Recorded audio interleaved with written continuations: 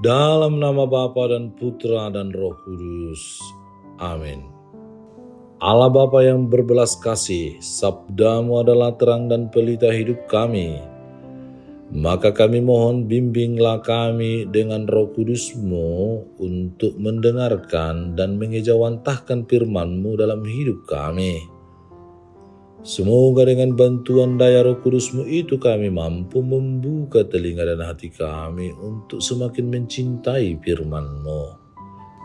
Jernihkanlah hasrat jiwa kami untuk mampu dengan sungguh-sungguh mengimani sabda-Mu itu dan mencoba mempraktekkannya dalam tugas dan perutusan kami konkret sehari-hari.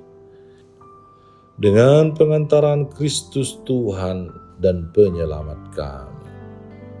Amin.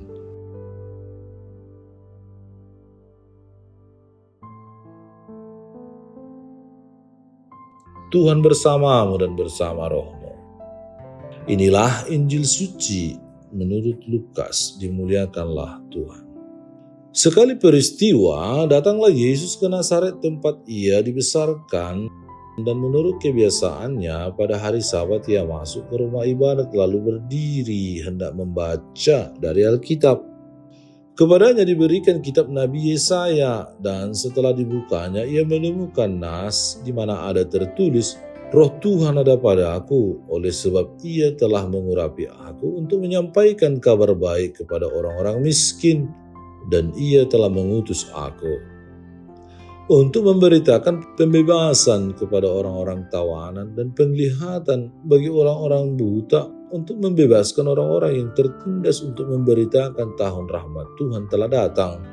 Kemudian ia menutup kitab itu, memberikannya kembali kepada pejabat, lalu duduk, dan mata semua orang dalam rumah ibadat itu tertuju kepadanya. Lalu ia memulai mengajar mereka, katanya, pada hari ini genaplah nas ini sewaktu kamu mendengarnya.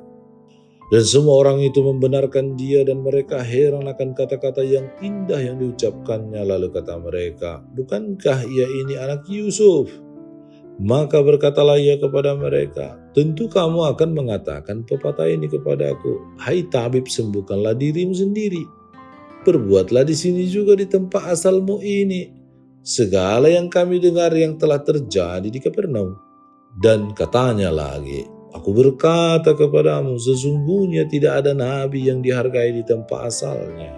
Dan aku berkata kepadamu, dan kataku ini benar, pada zaman Elia terdapat banyak perempuan janda di Israel ketika langit tertutup selama 3 tahun dan 6 bulan, dan ketika bahaya kelaparan yang hebat menimpa seluruh negeri. Tetapi Elia diutus bukan kepada salah seorang dari mereka, melainkan kepada seorang perempuan janda di Sarpat di tanah Sidon. Dan pada zaman Nabi Elisa banyak orang kusta di Israel, dan tidak ada seorang pun dari mereka yang ditahirkan selain daripada Naaman orang Syria itu. Mendengar itu sangat marahlah semua orang yang di rumah ibadat itu. Mereka bangun lalu menghalau Yesus keluar kota dan membawa dia ke tebing gunung tempat kota itu terletak, untuk melemparkan dia dari tebing itu.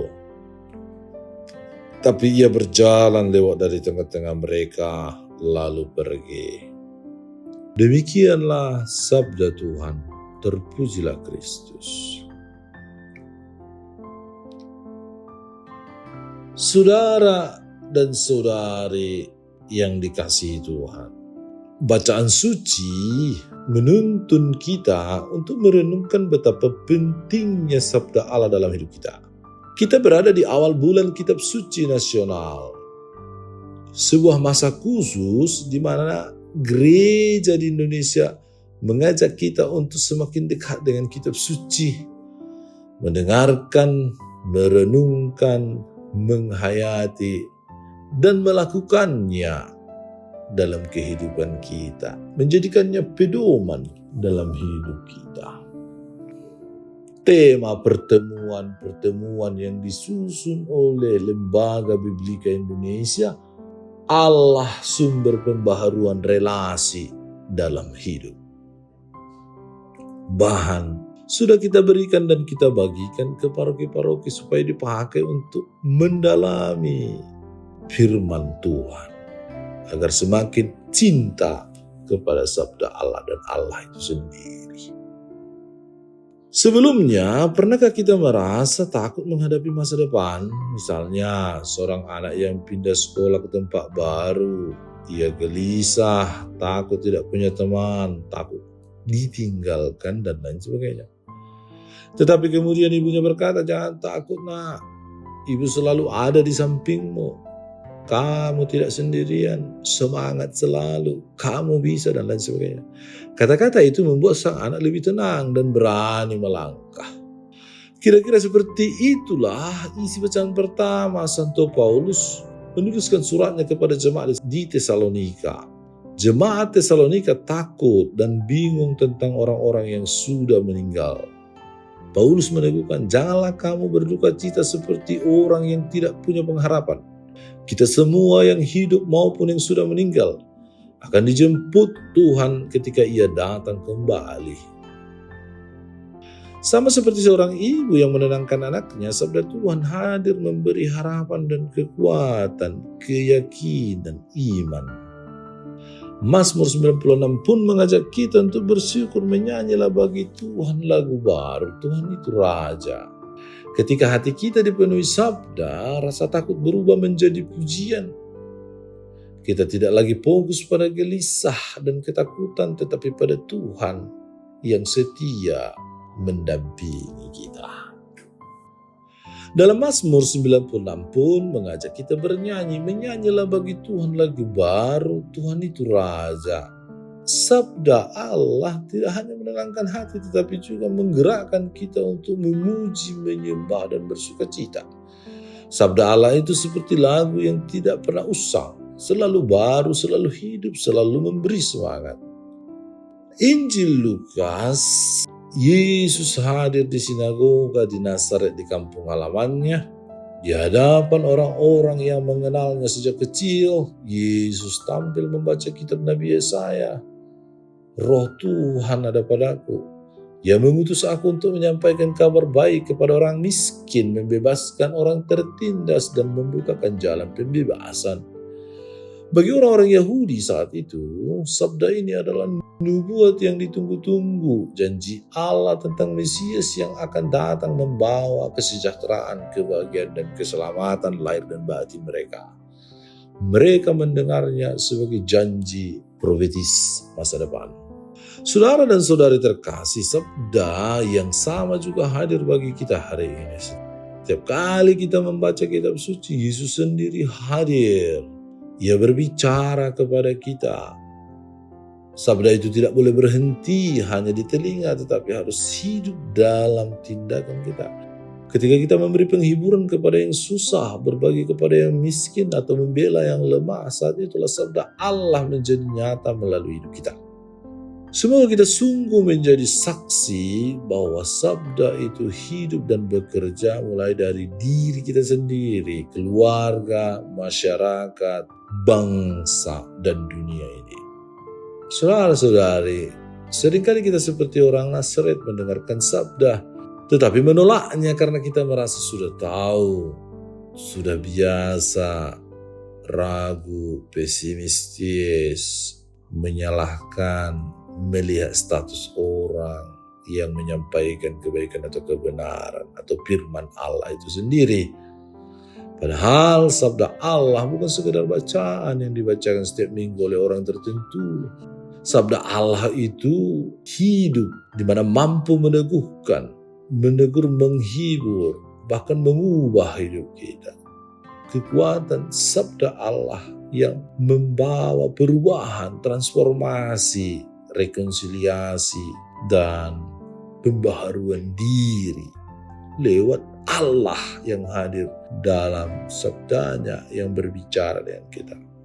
Saudara dan saudari terkasih dalam Kristus Yesus, marilah kita gunakan bulan kitab suci ini, waktu-waktu yang tersisa dalam seluruh tugas karya dan pelayanan kita, memberikan hati untuk mau membaca, merenungkan kitab suci, agar kita semakin mencintai sabda Allah. kita buka kembali kitab suci yang kita miliki, yang ada di rumah kita, yang tersimpan rapi bahkan sampai berdebu itu. Mari kita buka supaya Tuhan berbicara, sebab Dia telah menunggu kita, di mana Tuhan akan berbicara dan kita pun akan menanggapi komunikasi Allah itu dalam hati, pikiran, dan kehidupan konkret kita. Sehingga hidup kita semakin menggembirakan, penuh sukacita dan kebahagiaan. Firman Allah adalah kompas dalam kehidupan kita.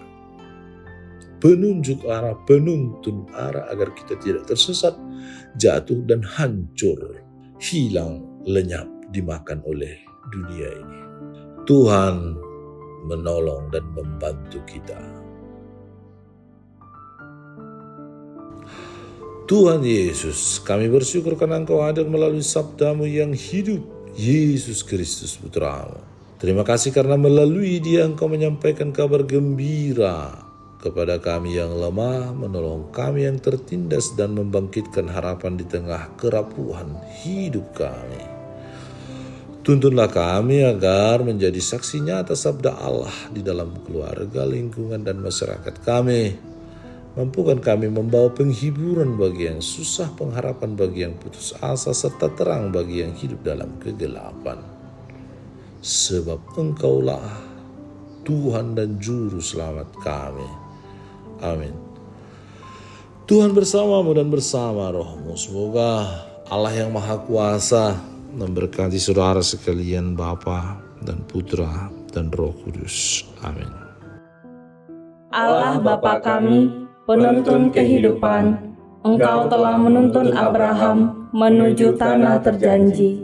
Engkau juga menuntun bangsa Israel menuju tanah Yerusalem melalui tangan Musa. Kini kami umat-Mu keuskupan Padang sedang berjalan bersama dalam sinode kefikepan menuju keselamatan yang Engkau janjikan dalam diri Putra-Mu Yesus Kristus. Tuntunlah peziarahan hidup kami dengan kuasa Roh Kudus-Mu, agar kami tetap tabah, sabar, dan setia menghadapi kesulitan dan tantangan hidup. Bimbinglah kami supaya mampu berjalan bersama, saling meneguhkan dalam iman, harapan, dan kasih. Bunda Maria, doakanlah kami putra-putrimu sepanjang sinode kefikepan ini berlangsung. Ya Bapa, Engkau kami sembah dan muliakan, kini dan sepanjang masa. Amin.